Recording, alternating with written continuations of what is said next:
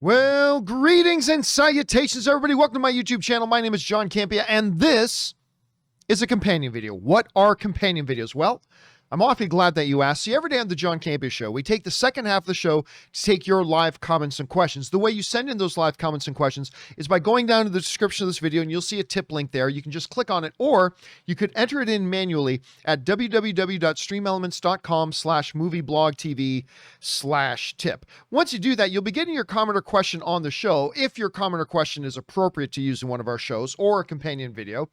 And of course, you're supporting the channel at the same time. Now, again, every day on the John Campea Show, we take these questions. However, we normally don't have enough time to get through all the live comments and questions that get sent in. But if you supported the channel and you sent in those questions, I don't want to make you wait too awful long to hear them get answered. So we gather them up and we address them here on companion videos. So let's not waste any time and jump right into it, shall we? We're going to start getting caught up with a question that comes in from Jay Bling, who writes, I've also come around on Rob's Monsterverse/Pacific Rim crossover idea, but I think it should be done last, as I feel like you would do a crossover when there's nothing else left. And how else would you explain the Titans' absence in the Pacific Rim universe? Well, I mean, look, the reality is, if you go ahead and do a Pacific Rim and Godzilla, Kong, Monsterverse crossover thing, no one's looking for tight consistency. No one's looking for canon, right? You could just do it and do it. You can just say Godzilla appeared dormant. You could say Godzilla appeared and he hasn't been seen from in 100 years. You could say that if you wanted to in the Pacific Rim universe, right? I don't know if it has to be a last resort. Like, honestly, while they've already said they're doing more Monsterverse movies, and I'm looking forward to them doing more Monsterverse movies, I honestly don't know what much else there is to do. I mean, you can name whatever monster you want that they haven't used yet, but at the end of the day, it's the same thing. Oh no, humanity needs Godzilla to stop now this monster. You know, so I don't know how much more there is to do anyway. Although, don't get me wrong, the moment they do the next Monsterverse movie, I'm there too. I'm just saying you're probably running out of compelling things to do. So why not? I mean, I never used to be for the Pacific Rim crossover idea, but I've come around to it as well. And I don't think consistency is going to be one of the big problems. But who knows? We'll see, Jay Bling. All right, next up. Baylor Girl writes, John, it's a fact. Breakdancing, yes it will. Breakdancing will be a new Olympic event in the Paris 2024 Summer Olympics. Should we look forward to seeing your moves as you represent Canada in 2024? Oh my, no. No. There are a couple of VHS tapes. For those of you who don't know, when I was a kid, I was a breakdancer.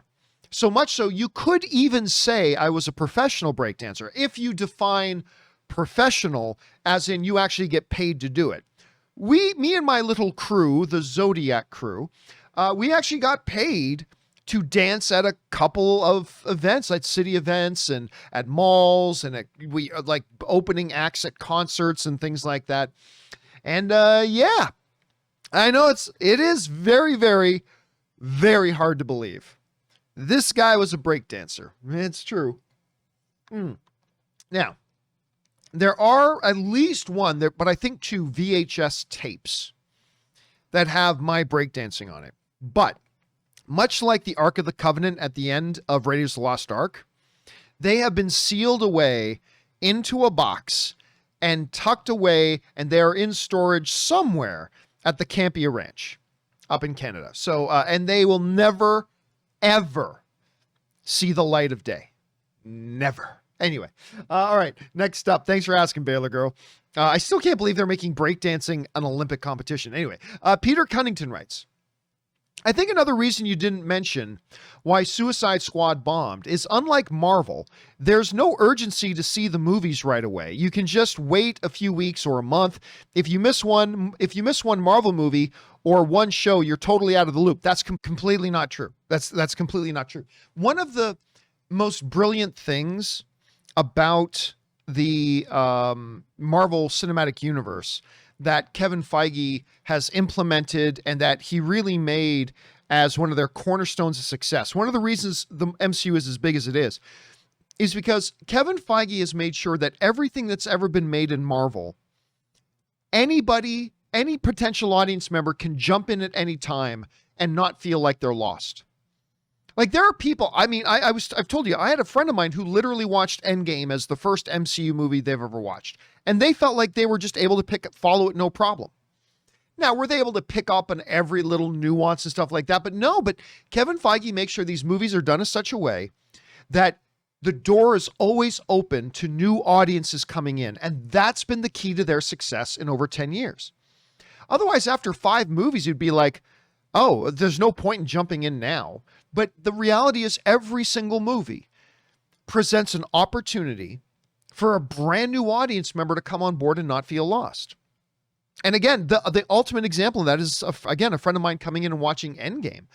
So I reject that idea. I don't think that's valid. Like you could come in and watch, if you didn't watch WandaVision, were you in the dark watching Falcon and the Winter Soldier? Were you in the dark watching Black Widow? Were you in the dark watching Loki? No.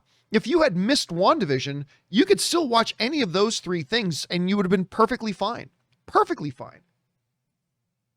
So I honestly don't think that's one of the contributing factors. I really don't, because I think that's been one of the strengths of the MCU up until this point. I think that's been really one of the strengths. All right, let's move on here. Next up, we got Barley Bunny who writes, "Hey, John, in terms of HBO's day and date releases, are they even able to change that for movies like Dune, since they've already marketed it as an incentive for subscribing? And if they did, could they have a class action suit filed for breach of contract?" No. In the user agreement of just about every one of these services is written in them that the programming is subject to change. Always is. Because you can say, well, I signed up to Netflix to watch, Stacy Kisses Eddie, the movie. I'm just making it up, right? Well, you know what it's like on Netflix. Movies don't stay on there forever.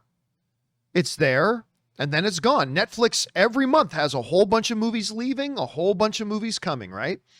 So you could say, well, I signed up to Netflix so I can watch, I forget the girl's name already, Susie Kisses Eddie.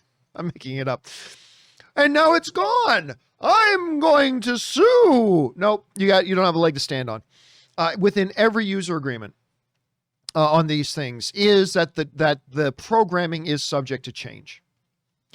And programming can be there one day and gone the next. Like, I can't remember which movie it was now. You guys will have to remind me in the comment section. But when HBO Max launched, like, they had a couple of movies that they were promoting big, like, ooh, this is coming to HBO. This is going to be HBO Max.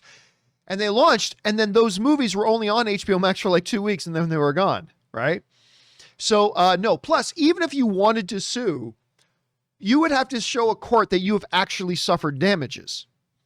And what did you suffer in damages? The $15 you paid for a month of subscription?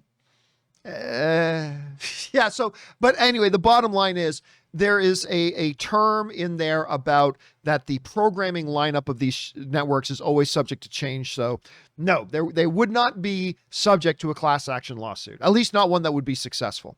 All right, next up. An anonymous viewer writes, Squad, a great movie. I assume you mean Suicide Squad. A great movie with an odd tone and unknown characters. It bombed. Wonder Woman 84, a mediocre movie with a normal tone and a very recognizable character, also bombed.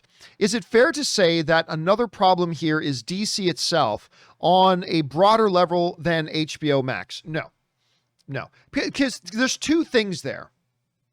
Number 1, we just went through a list of 9 reasons. Now remember, before the movie came out, I had already seen it. And I said on this show, Suicide Squad's going to struggle at the box office. And I already knew it was fantastic. But before it came out, I said it's going to really struggle at the box office because of this, and this. And then after its opening weekend, we sat down, we gave a list of 9 reasons, right? Wonder Woman 84 is a very different thing. I mean, that was around Christmas time, that everything was still in lockdown. You can't really count that at all. But the big thing here is this. Nobody gives a shit if it's DC or... You got to understand, 98% of the movie-going audience don't give 2 squirts of urine, I should say, about which corporate label is on the movie. They don't care. When they're going to go see a Batman movie, if they're excited about Batman, they're not excited because it's DC. No, they're excited about going to see a Batman movie.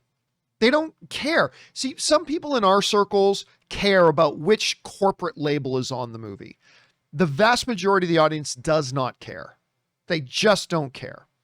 So the Wonder Woman 84 thing, you can't use that as an example. You just can't. Because if you wanted to say that, it's like, okay, well, explain Aquaman making $1 billion at the box office. Explain Joker making $1 billion at the box office. You can't say that the problem and the reason why Wonder Woman 84, which opened in the prime time of when everything was locked down, or James Gunn's The Suicide Squad with all the 9 reasons that we listed, you can't say, oh, well, then that shows that people just don't want to see DC movies. Aquaman made $1 billion. Wonder Woman made, I'm around the $800 million mark. Joker made $1 billion. So no, it has nothing to do. And again, 98% of the people who go to movies, the average moviegoer, just don't care about whether the Marvel label is on it or whether the DC label's on it. They just really don't care. I would even venture to say probably like 50% of the movie-going audience couldn't even tell you which. Like if you said to them Black Panther, are they, or if you said Namor, is Namor a Marvel or a DC character? They couldn't even tell you the answer to that. Because they don't care. They don't care. Honestly, we really shouldn't care as much either as far as it comes to the movies, but, it is what it is. All right, thanks for writing in your thoughts there, man. All right, next up. Barley Bunny writes, howdy, John.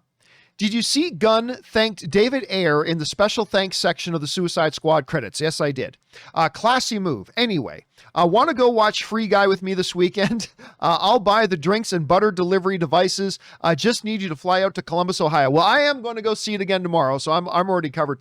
But you know what? It's probably, I think the studio, the director doesn't sit down and write out all 8,000 lines of the credits. Now, maybe James Gunn had David Ayer's name put in. Maybe I kind of think it was the studio.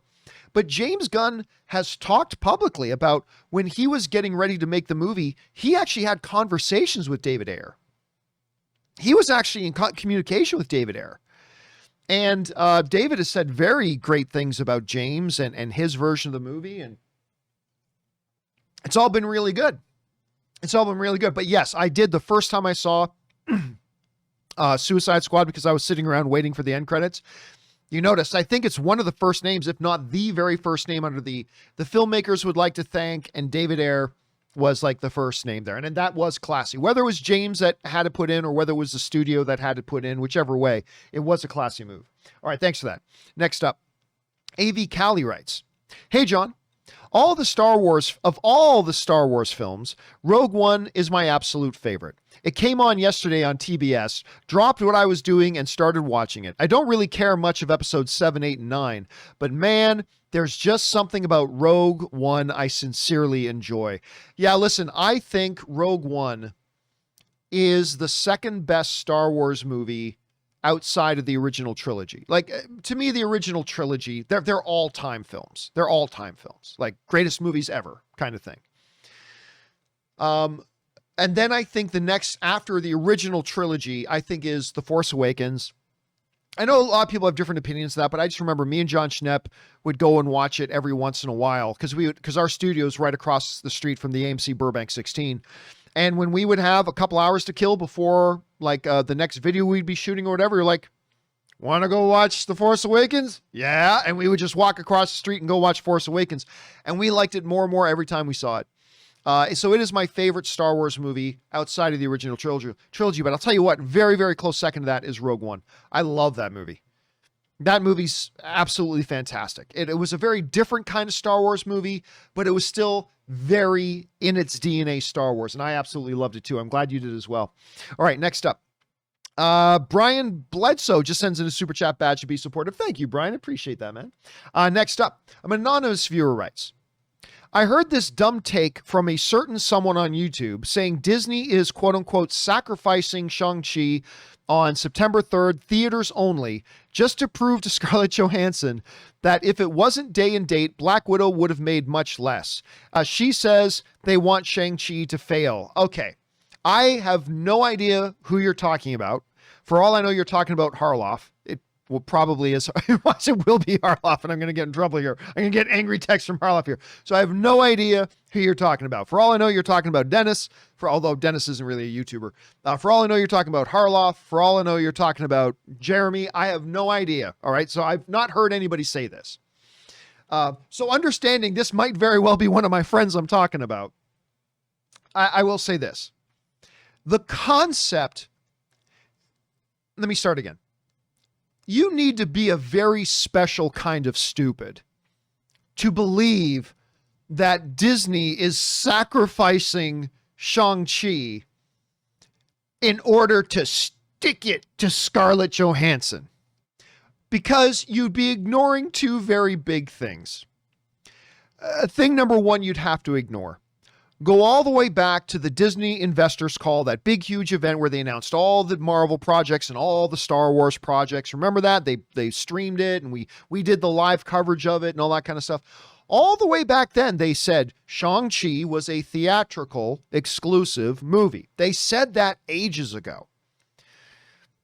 So listen, you could make an argument if they always said Shang-Chi was going to be Disney Plus Premium and theaters. And then the day after Scarlett Johansson announced her lawsuit, the day after that, Disney then changed Shang-Chi from being Disney Plus Premium to only theaters. If that had happened, it still really wouldn't mean anything, but you would at least have an argument to make. So number one reason why you'd have to be a very special kind of stupid. And again, I'm so terrified you're talking about Harloff or something. I'm going to get this angry phone call from him. The first reason why you'd have to be a pretty special kind of stupid is because they've always said, long before the lawsuit came up or anything, that this was going to be a theatrical only release. They said that ages ago.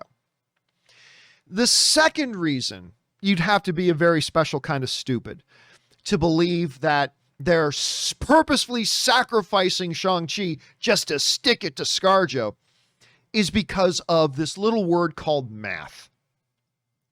So you're saying that this company is willing to sacrifice, I don't know, $100 million in losses, $150 million in losses for the express purpose of trying to get out of paying Scarlett Johansson $50 million. So just make sure I get the math right here. So you're saying it's a good and wise move and investment financially to sacrifice $100 million in order to save $50 million. Is that what's being proposed here?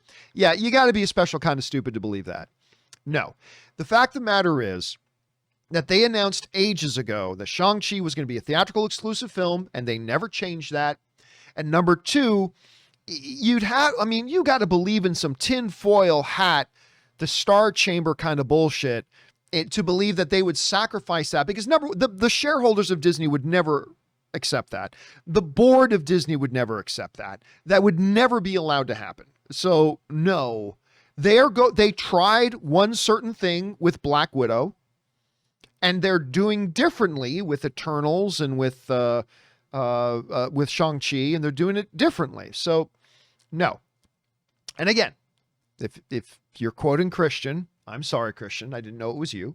If you're quoting somebody else I know, who a friend of mine, maybe Anonymous just trying to set me up to say something bad about a friend of mine. But I would say no, that is an utterly preposterous proposition. Utterly preposterous. Anyway, let's move on here. Anonymous also, there was a 2 of 2. Did that say 1 of 1? No, it didn't. Okay, 2 of 2. Remember, if you're putting in a two-parter, guys, make sure you put 1 of 2 and then 2 of 2. Anyway, why in God's name would Disney sacrifice a $200+ million film, theaters only, to prove a point to ScarJo, to prove theaters can't cut it right now? How would that help in the lawsuit when Disney still breached their contract? A fucking idiotic opinion. I mean, look, I'm not going to add to that. I already said what I'm going to say about it. So yeah, there you go. All right, next up. And Anonymous viewer also writes, I just watched Suicide Squad and enjoyed it. It seems that a large consensus really liked this movie in comparison to the previous film and Birds of Prey. I've seen all three and I liked all of them and think they're similar. Why is Gunn's films considered better? Because it's better. It's just a better film. There was more character depth in, there was far more attention to character and character depth in this. Every single one of these characters had emotional anchors that led to the motivation to them as characters. In the other films, it's very thin. Very thin. But like, just use Ratcatcher as an example, right? Ratcatcher, as you learn more about her father and her father's struggles. And then finally near the climax of the film, as she does that flashback again, and she's remembering that time with her father on the rooftop saying, you know, rats are the smallest, most despised of all the creatures, but even they have purpose, as do we all. And then it cuts to her with tears in her eyes, not realizing what the rat's purposes were, but what her purpose was. I mean, King Shark looking through, without even any dialogue, looking through the window of the van, seeing a couple being affectionate to each other out on the streets. And without any dialogue, we see into the soul of that character, what the yearnings and desires of that character of King Shark are. We're talking about King Shark, and we're talking about the depth of emotion, stuff like that. It was just, the action was on a completely different level, much, much bigger, better level. I mean, all these things. Now, again, at the end of the day, Anonymous, all film is subjective. And I'm just telling you why people like me consider this iteration of Suicide Squad much better than Birds of Prey and better than the previous. And by the way, I like David Ayer's Suicide Squad. Just throwing that. I like that movie. But that's why I think it's a significantly superior film than the others. You may feel differently, and your opinion is no more or less valid than mine. If your experience with them was that the other two was just as good, good on you. But you asked me why I consider it better. That's why I consider it better. So anyway, thanks for sending that in, man. And I'm glad you enjoyed those films, dude. All right, next up. U.S. Colonial Marine writes, one of two. Hey, John and gang. Wondering if you have ever heard or watched the young lady Grace Randolph with the YouTube channel Beyond the Trailer. If so, what are the chances of a collaboration guest star appearance? I feel like I'm being trolled. Okay, guys, what are the chances of Netflix 2 of 2? Okay, guys. Okay, so obviously that was being a troll. What are the chances of Netflix The Dark Crystal making its glorious and triumphant return back to our screens, to either Netflix or being picked up by Disney or HBO Max, etc.? If so, what do you think will change or ETI to hit us again? We're not going to see it again. I mean, if we ever do see a Dark Crystal again, it would be a new iteration all over again. You know, what sucks is that Dark Crystal that they put on Netflix, I had some doubts. It's fantastic. To me, it recaptured the magic of the original Dark Crystal. They intermingled CGI with practical puppeteering in a beautiful way. They maintained practical puppets where they could. They dashed in CGI where they needed to, and it was a beautiful mix. The show was fantastic. And I have never been upset at Netflix canceling a show until they canceled The Dark Crystal, Age of Resistance, I think is the full title of it, until they canceled that show. I was upset. Now, I get it. If they weren't getting the numbers, if they didn't see new subscriptions happening as a result of it, and they weren't seeing viewership number, or at least enough viewership numbers on it to justify the expense, to a degree, I get it. But I'll tell you what, when they canceled it, I really did think there was a chance that Disney would pick it up. It seemed like a good fit for Disney, especially when you consider the long-standing collaboration between Henson and Disney, between the Henson Company and Disney. So I just thought it would be a very natural landing spot. But the more time has passed, the less and less likely that seems. So I am very sadly going to say I don't think we're going to see it picked up. I hope it does. Fingers crossed. I don't think it will, though. So here's hoping we're wrong. All right, next up. Timothy writes, you haven't been talking much about the upcoming movie Aretha, so I have a feeling that means you must not be too interested. No, that's not. We have mentioned the Aretha Franklin movie. I believe it's called Respect. Is that what it's called? Anyway, I've mentioned it a couple times. I'm looking forward to it. Actually, it's funny. Ann and I Which movie did we just see in the theater the other night? We were just watching, what did we go see? Now I can't remember which movie we went to go see. Anyway, Ann and I were just in the theaters, and one of the trailers that came on, it was Suicide Squad. That's right. It was Ann's first viewing of Suicide Squad. So one of the trailers that came on was the trailer for Respect. And I specifically turned to Ann and said, I can't wait to watch that. The thing is, there's really been nothing to talk about, right? It's not one of those movies where, there's breaking this and theories and blah, blah. And there's not topics to talk about. On the John Campea Show, we don't just go, you know what, let's just talk about this for no reason. There has to be something that's happening to elicit making it a topic, and then somebody has to write in about it. But with a movie like Respect, there's nothing to talk about until after the movie comes out. But yes, I am actually very much looking forward to that movie. All right, next up. BK Dan writes, John, on this date in entertainment history, August 10th, that would have been yesterday, 1984, the first PG-13 movie released in Red Dawn. I didn't realize that was the first. You know what? I take that back. I think I did know that. Anyway, Red Dawn with Patrick Swayze. Wolverines! Anyway, for those that want to relive this classic, it's on Prime Video. Man, I remember when I was a kid, I was a little kid. I remember as a little kid watching Red Dawn. And now they remade it recently, and they changed a few things. I'll be honest with you right now. I can't even remember if I saw the remake or not. I want to say that I did, but honestly, I can't remember. Anyway, I loved that Red Dawn movie originally. I absolutely loved it. But I think I did know, but I certainly didn't recall that was the first PG-13 movie. You know what? If you had asked me, John, what year do you think they implemented PG-13? I probably would have said late 80s or early 90s. I didn't realize it was that early. Anyway, thanks for sending that in, BK. Very interesting. All right, next up.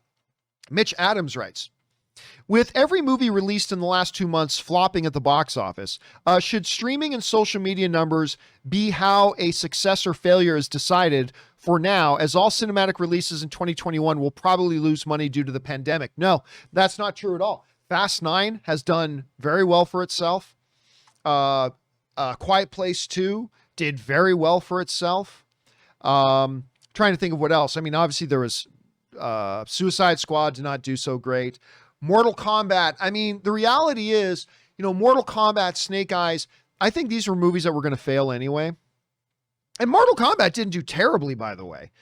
Snake Eyes did terribly because it's terrible. And again, me and Rob, we talked on this show about how I think a part of that is the fact that we all, including me, I think we all overestimated how popular the G.I. Joe IP is. I don't think it's nearly as popular as it used to be.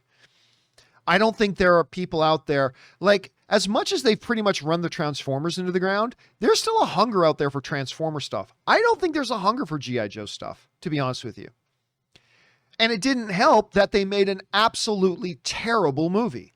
And I hate saying that because you guys know, if you watch my show, how excited I was for Snake Eyes. I was absolutely excited for that. Henry Golding, to me, is a bona fide movie star.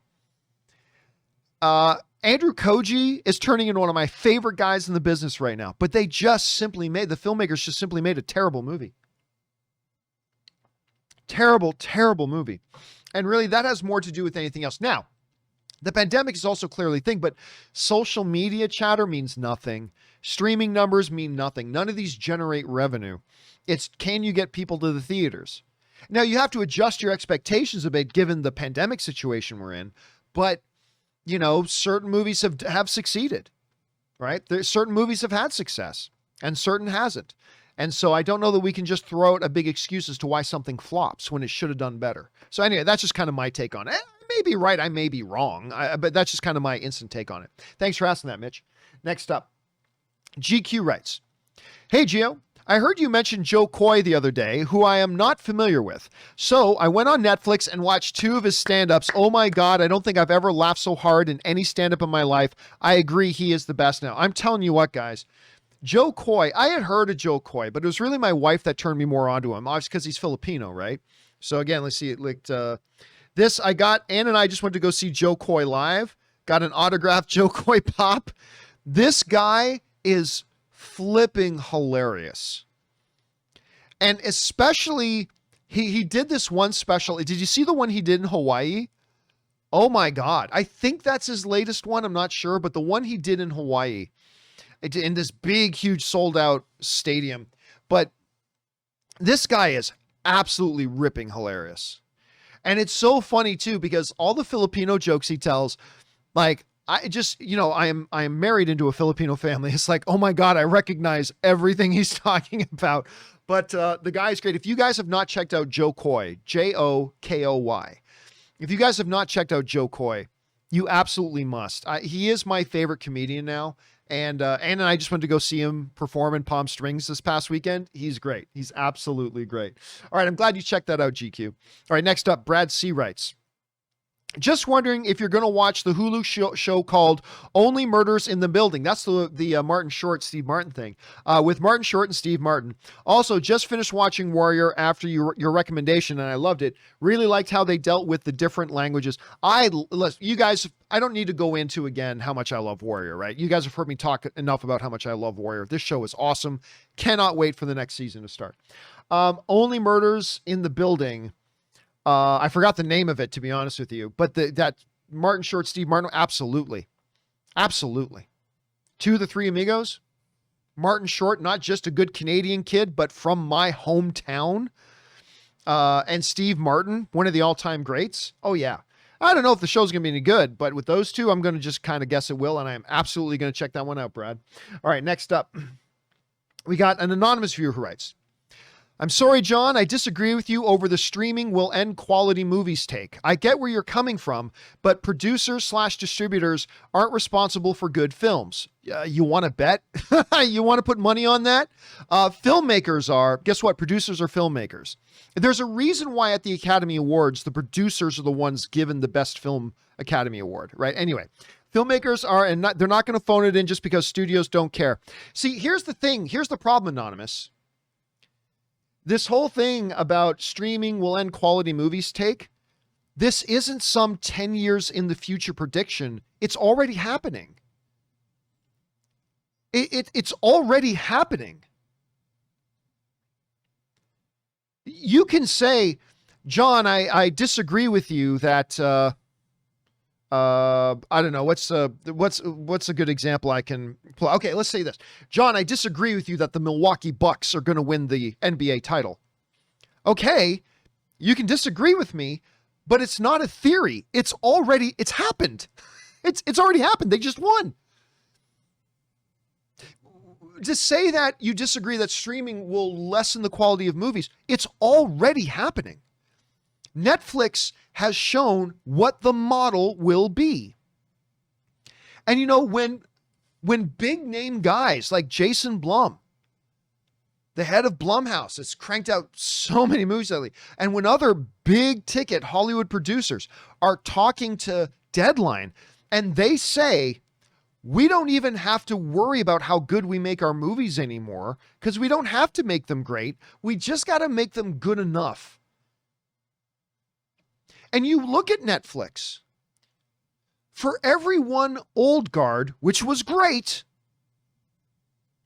for every one The Irishman, which was great, they put out 20 or 30 pieces of crap. Junk, because they know it doesn't matter. They're not making box office money on them. They just need to crank out mediocre shit to keep you subscribed.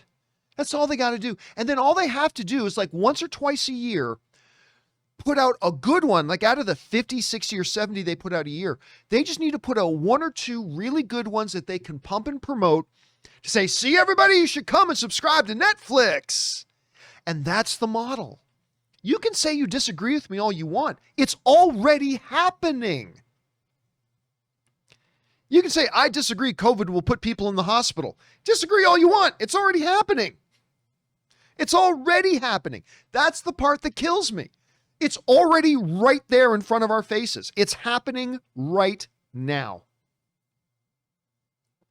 And because with the box office, There is incentive for the studios and filmmakers and everything to make these films as great as they can be. When it doesn't matter, you're going to put less resources. You're going to put in less money. You're going to give tighter schedules. You're going to give shorter production windows. You're going to give smaller crews. You're going to say, no, you can't use that best visual effects company. Use the fourth best visual effects company. You're going to hear that's, and all these things. Oh, it's the directors who make the movies. That's great. What tools are you putting in the director's hands? I don't care if it's fucking Steven Spielberg. You go to him and say, make War and Peace. Oh, and you've got 3 weeks to do it and $1 million. Go. I don't care if it's Steven Spielberg. He's only going to be able to do so much with those tools. And that's what those producers were talking about from the article in Deadline. They were talking about how the whole plan of the streaming services is to make every single film really a work for hire, set a minimum fees, and then as time goes on, push those fees down and make them smaller and smaller and smaller and smaller and smaller. And then once in a while, put out a marquee movie to give the impression that we are making great movies when the reality is almost all the movies you put out are total shite. So it's cool. Disagree, but it's already happening. I don't think it's going to rain today. Dude, look out the window. It's already raining. It's already raining. This isn't a Nostradamus prediction of the future. It's happening right now. Believe it or not. Doesn't change that it's what's happening. You know what I mean? So anyway, that's just kind of my take on things. That's just my take on things. All right. Thanks a lot for writing that in, man.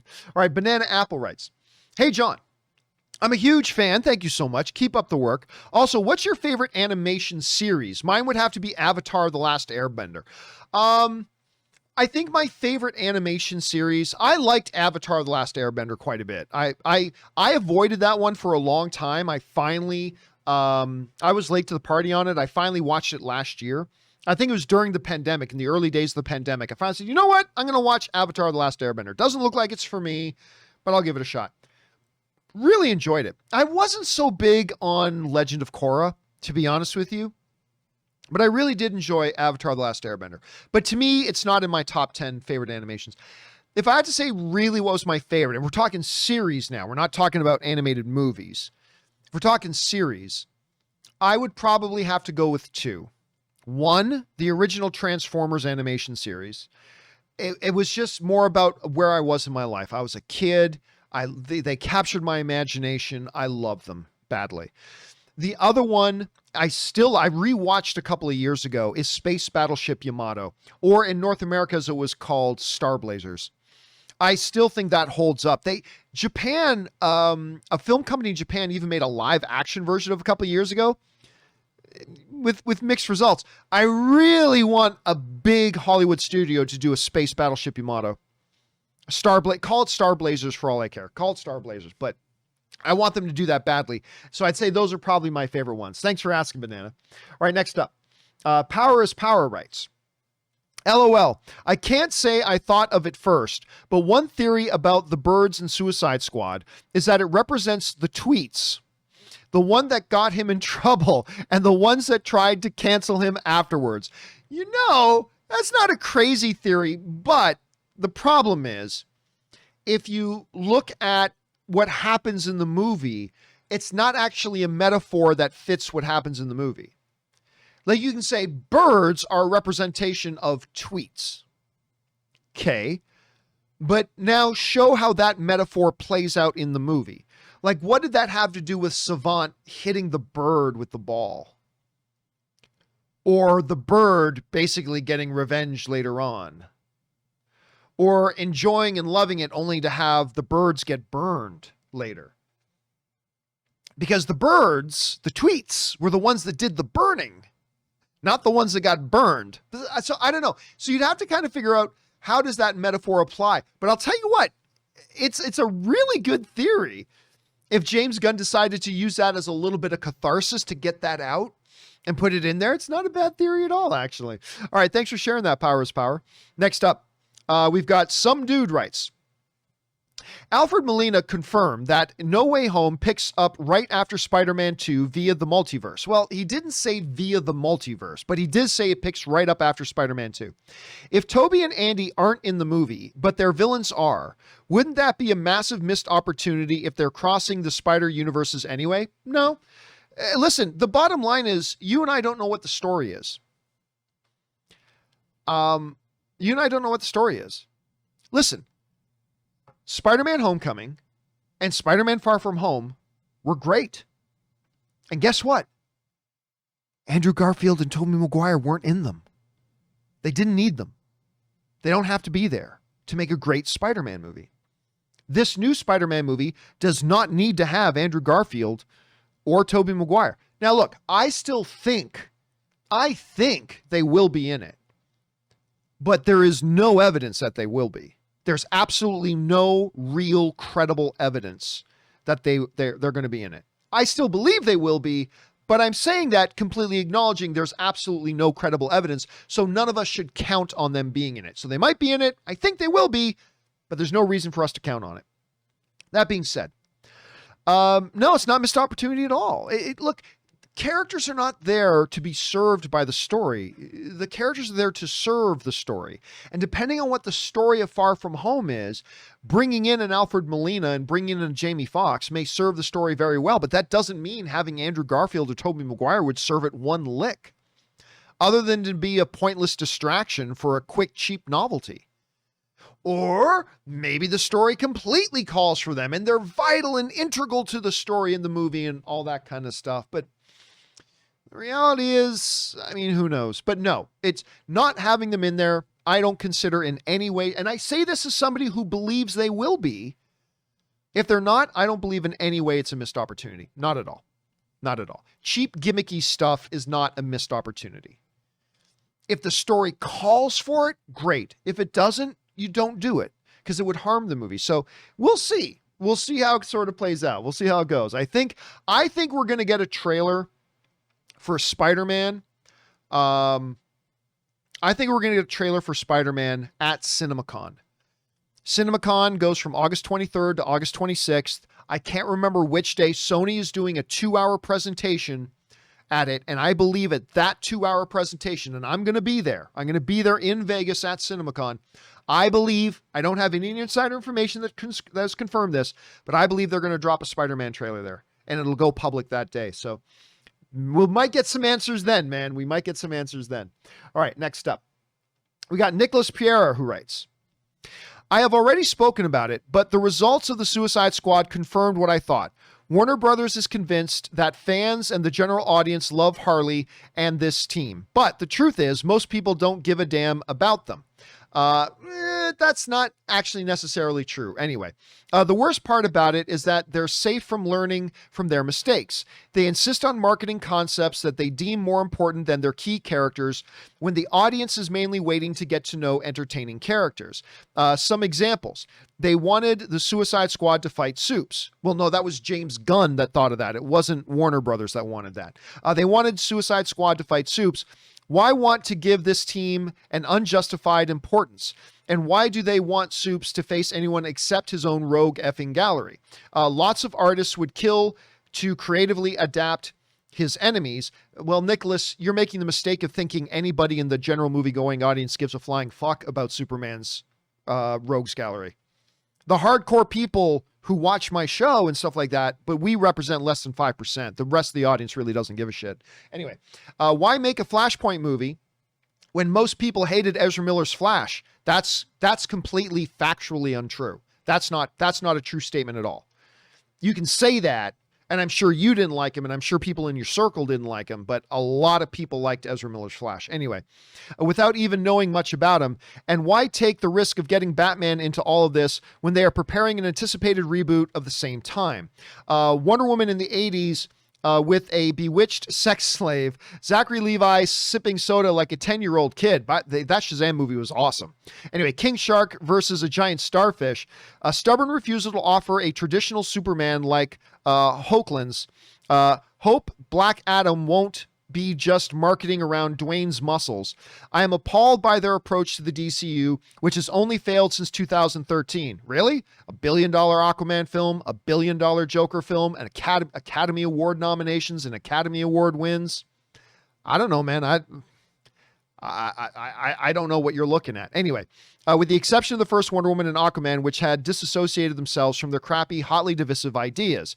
It's still their ideas. It's still their movies. I love how some people try to pretend like one studio movie is the studios, but the studio movie that they do like wasn't the studios. It's all them. It's all Warner Brothers. Anyway, Marvel is stronger than them because they get that the audience comes above all for endearing characters. That's not true at all. And I'll tell you what right now, because no one gave a shit about Iron Man before the first Iron Man movie. I remember on my website, the movie blog, we even talked about who gives a shit about that. Why are they making an Iron Man movie?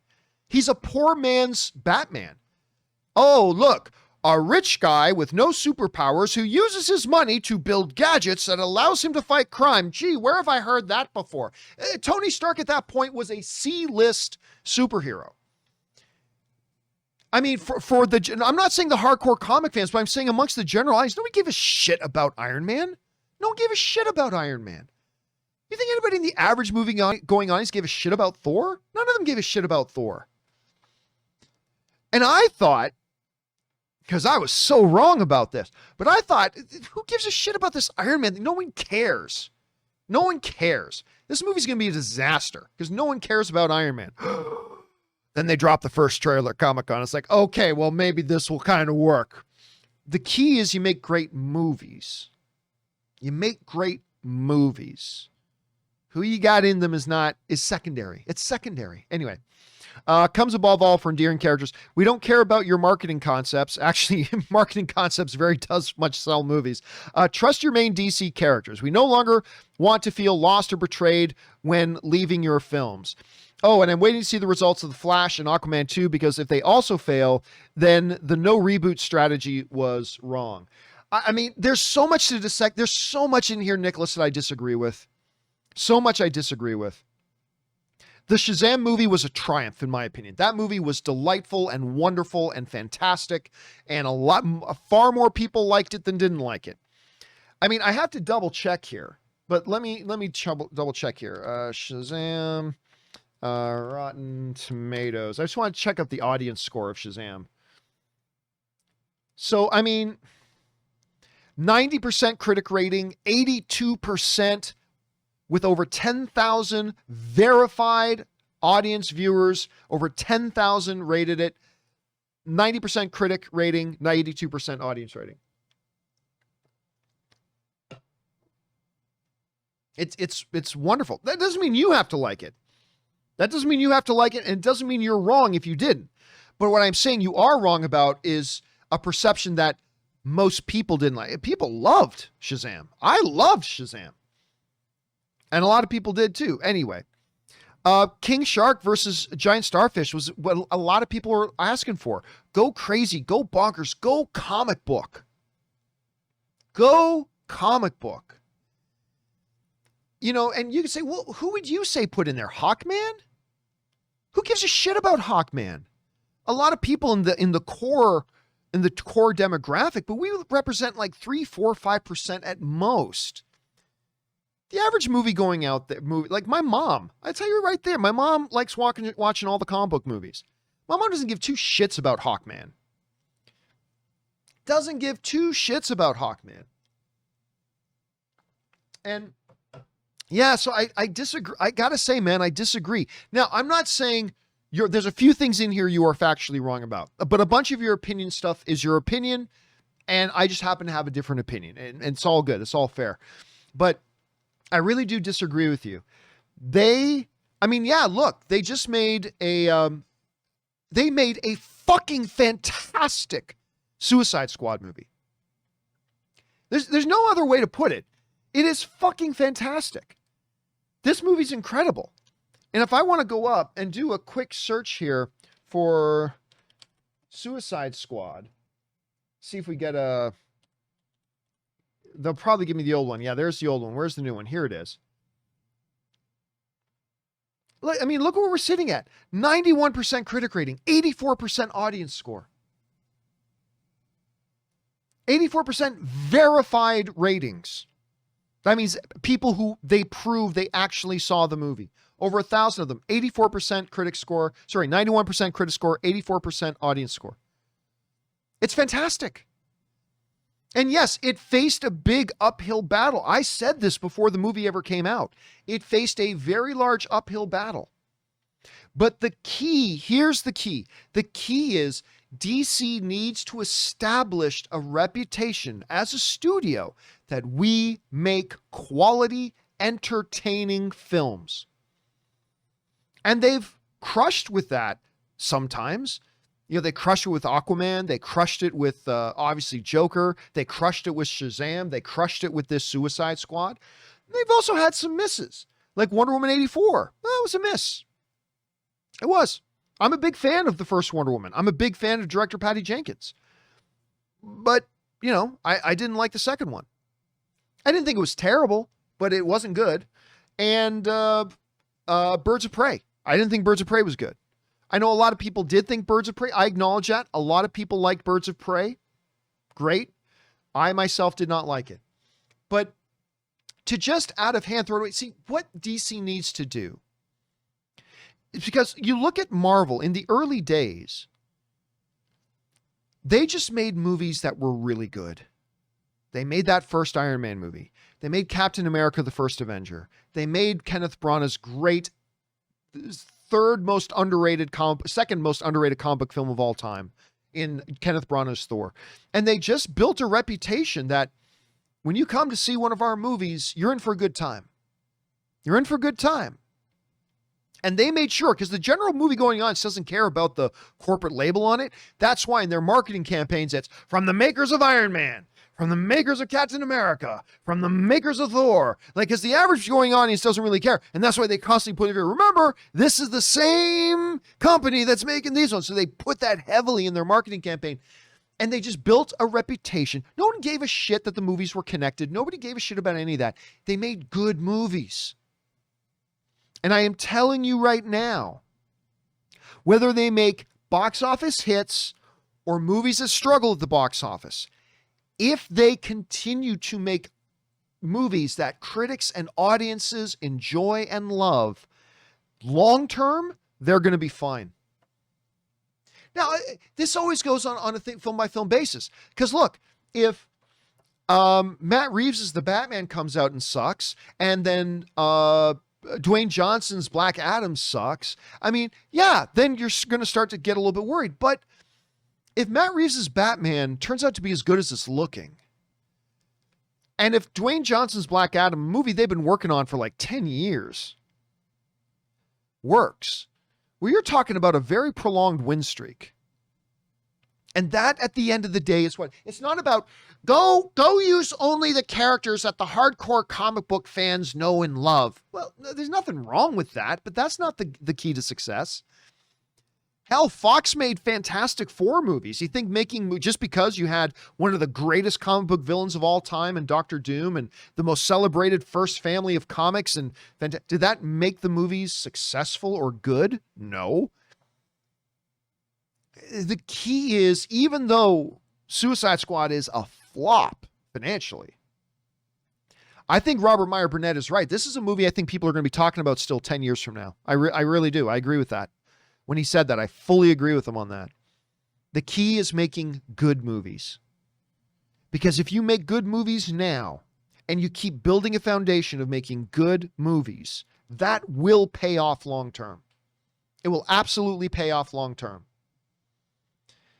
Marvel's key to success was not that it's interconnected. It's that they built on good movie after good movie after good movie after good movie. And then more and more people got on board with it. And then they start crossing them over more. And it just created this proliferation that led to huge success. Whereas DC, as much, you know me, one of my all-time favorite comic book movies is Man of Steel. I still think it's the best DCU movie ever made. I think it's the most underrated comic book movie ever made. Zack Snyder's Man of Steel. But the reality is, half the audience hated it, and half the critics hated it. And then Batman versus Superman. A lot of the critics hated it. A lot of the audiences hated it. And so they just built a very shaky foundation. And Suicide Squad, which is a big financial hit, but what good's a financial hit if you ruin your future movies? So yeah, I mean, look, I think you wrote in a lot of really heavy stuff in there to unpack. And I get where you're coming from, and I appreciate where you're coming from. But I think underneath all that veneer, what you're looking for, I don't think is what's going to be the key to success because it doesn't matter what they do. If you don't make the movies good, it doesn't matter. It doesn't matter. But making good movies is like buying Bitcoin when it was still really cheap. You're not getting anything out of it. Ooh, I bought this stupid stuff called Bitcoin don't laugh. One of my best friends who I've had on my videos once or twice before, literally bought Bitcoin when it was $7. What is it now? Like 38,000? Anyway, my buddy bought some Bitcoin when it was $7. It's like that. No financial thing there. $7 stupid cryptocurrency. I'm telling you, making good movies now is like buying Bitcoin when it was $7 per Bitcoin. It pays off down the road. You build reputation. You build a pattern of quality that the audience starts to recognize. I think it's key. But that's just me, Nicholas. Anyway, dude, listen, whether we agree or disagree on that, I think you bring up some fabulous points of conversation in there, and you went all out of your way to really flesh out what you're saying really well. And even though we disagree fundamentally, I think what you wrote out here was great because there's a lot of good thought-provoking stuff, a lot of good thing to base a conversation on. I think you did a great job writing all that in. So well done on you, sir, even if we disagree. Because it's cool. We're supposed to disagree at times, right? The key is, do you fundamentally express what it is you're trying to say well? And I think you did a very good job of that. So thanks for that, Nicholas. Appreciate it, man. You make the show better. Thank you, dude. All right, next up. Willow writes, do it, John. Get the book read So Smart Me tattoo. Shia LaBeouf voice. Do it. So what Willow is talking about is I put up on Twitter, because I love King Shark in Suicide Squad, and I love that line. I have repeatedly just loaded up HBO Max and just fast forward through the beginning of Suicide Squad just so I can watch over and over again that one moment when we first meet King Shark and he says, book read, so smart me. And so what I did was I got on Twitter and I put up a tweet that says, look, I'm not a tattoo guy at all. I'm not cool enough to pull off tattoos. Other people can, I can't. But man, I'm tempted to get like right up here. Book read, so smart me. I'm so tempted to get that tattooed on me. I'm not even kidding. Totally tempted to do that. All right, next up. Your tribal chief writes, I don't know if there'll be another Suicide Squad. I hope so. But if there is, I'll bet $100 that Deadshot will return. Seriously, bro, doing Will Smith sequels without him is such a dumbest idea to begin with. It's like making a John Wick sequel without Keanu Reeves. Yeah, again, we were talking about that as one of the reasons. Now, look, I'm not saying there's a direct correlation. I'm not. There's simply not enough evidence there. But with the very few samples we have, that's not enough to build an actual verifiable theory on. But it's still interesting. Making sequels to hit Will Smith films without Will Smith in them has not gone well so far. You want to make another Independence Day? Great. Oh, you're going to do it without Will Smith? And look what happened. Oh, you want to make another Men in Black movie? You're going to do it without Will Smith? Look what happened.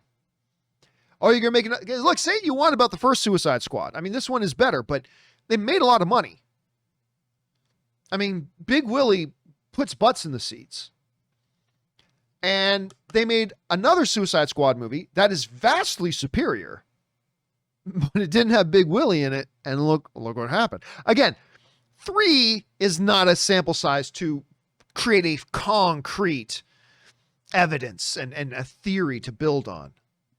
But it is interesting. Out of the very few examples we have, they all seem to go badly, right? They all seem to go badly. All right. Next up, and this is the last one we have time for today. This one comes to us from Scott Brown. And Scott Brown writes, With COVID spiking again, can studios really afford to go into limbo again with their releases? There's so much that goes into a movie release, from merchandising and advertising, also the logjam of movies it would create in an already crowded marketplace.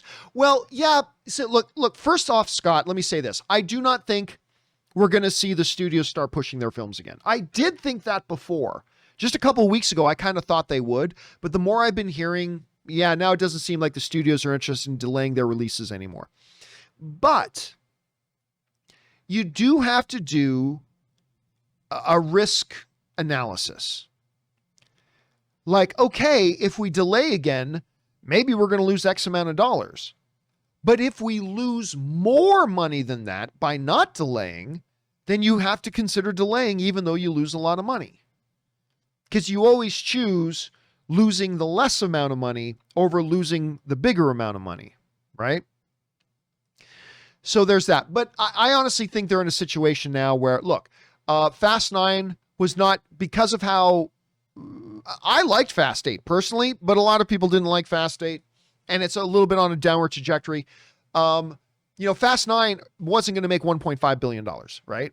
It was probably going to make $1 billion, $1.1 billion. Well, it's probably, when it's all said and done, going to make around $700 million. So it's making less than it would have, for sure. But it's still making money. And that's why I think they're going to just keep plowing ahead. They're just going to keep plowing ahead, I think.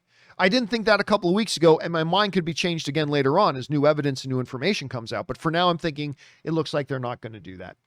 All right, guys, listen.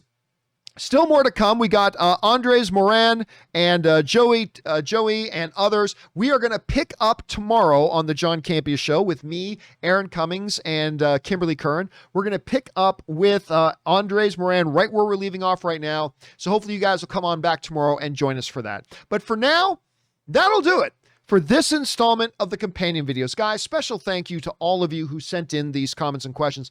Number one, because you gave us great fun things to talk about. But number two, you supported this channel as you did it. And all of us involved here at the John Campea Show, thank you guys so very much for your support. Okay, guys, that'll do it for me. Remember to do the four main things. Stay smart, stay safe, take care of yourselves, and please take care of the people around you. My name's John Campea, and until next time, my friends, bye-bye.